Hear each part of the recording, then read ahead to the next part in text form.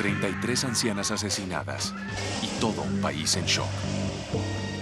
Tiene rasgos importantes de psicopatía. La Mataviejita se convirtió en la comidilla de la prensa. No se sabía si era un hombre, si era una mujer. Bueno, eso también generó que en algunos medios se publicara que se trataba de un hombre, luego de un travesti. En una investigación que se prolongó por 3 años. Era difícil, íbamos un paso atrás. Bueno, sabíamos que se iba a dar allá, pero no teníamos elementos o una cobertura real para poder adelantarnos al hecho. ¡Señora!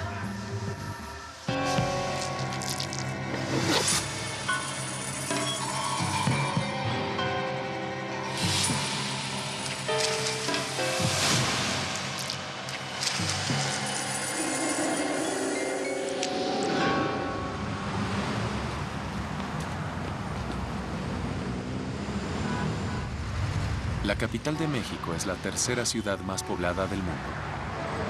Se estima que 1 millón de sus habitantes son personas mayores de 60 años. Pero el Distrito Federal también tiene un alto índice de criminalidad.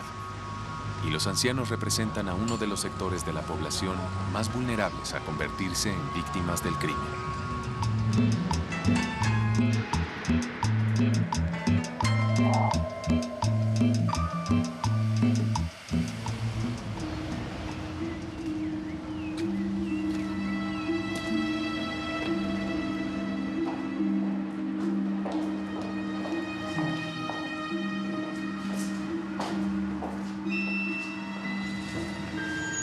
Me traslado yo al lugar de los hechos y era el cuerpo de una viejita que estaba por estrangulamiento.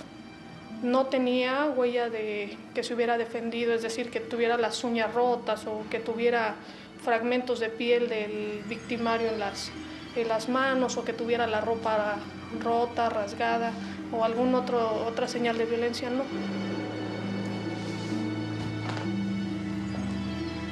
En estos casos de muertes violentas intervienen varias especialidades. El perito, cuando llega al lugar de los hechos, tiene que buscar los objetos que pudo haber tocado el victimario o la victimaria una vez que son ubicados. Y estos fragmentos dactilares son revelados, son fijados, son levantados y son enviados al archivo criminal, al área de dactiloscopía de periciales, para buscar su confronta. La occisa fue identificada como Manuela Torrencillas Vendaval.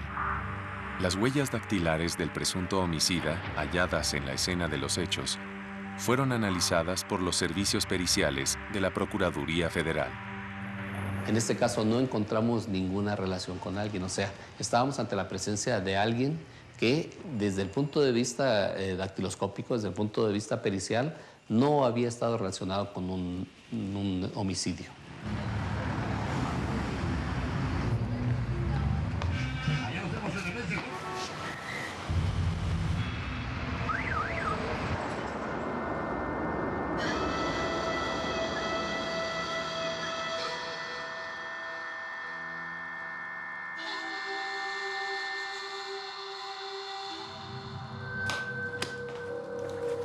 En su domicilio únicamente encontramos huella de que estuvieron buscando en su recámara. Hacían falta alhajas de la señora, los closets estaban revisados. Se llegaron a encontrar fragmentos dactilares. Sin embargo, los fragmentos dactilares que se encontraron, al parecer, estaban incompletos.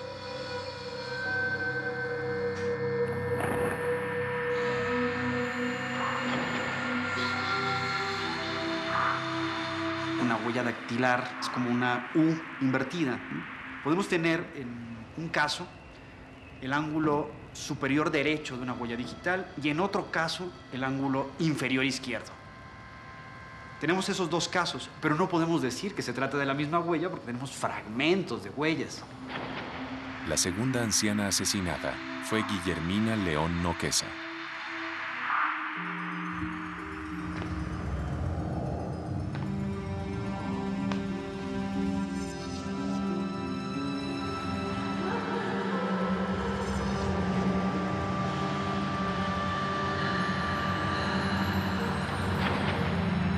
María Guadalupe Aguilar Cortina fue la tercera anciana asesinada en la delegación Cuauhtémoc en el 2003.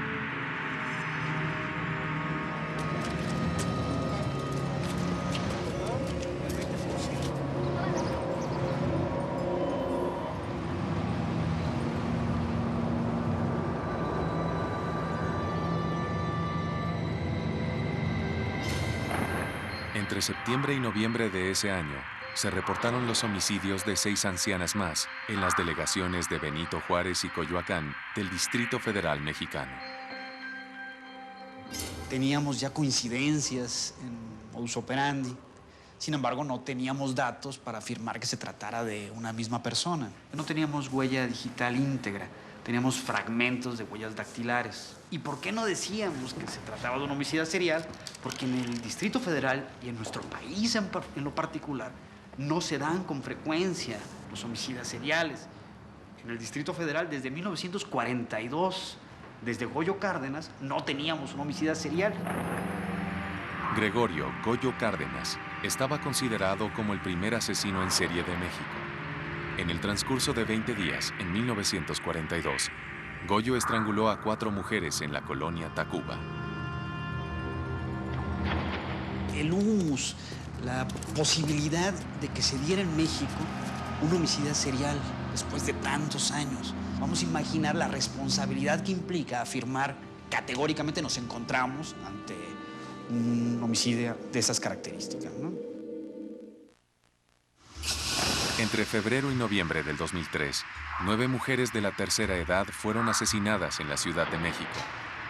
En las escenas de los crímenes, los peritos encontraron huellas dactilares incompletas, algo que dificultó el cotejo de las muestras.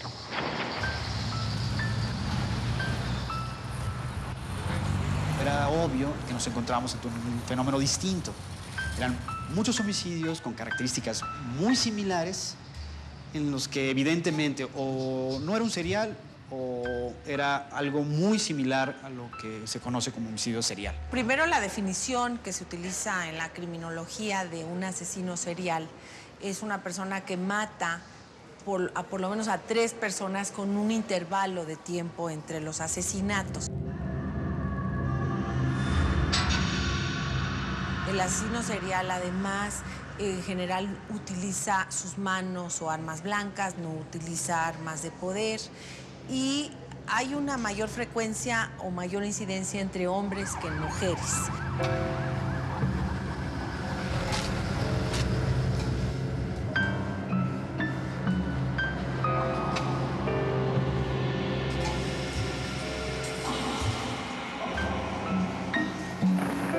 Alicia González Castillo, de 75 años, se convirtió en la primera víctima del 2004.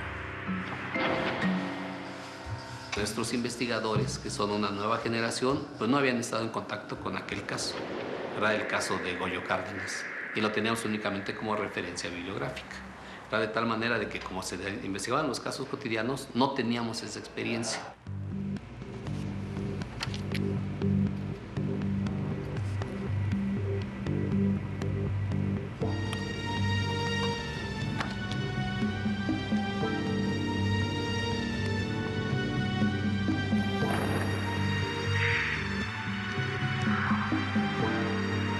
Había muchos fragmentos de huellas y teníamos, por supuesto, algunas coincidencias muy claras. Decíamos, sí, fue la misma persona porque coincide tal huella con tal fragmento con tal otro, pero no teníamos una huella que abarcara todos los casos.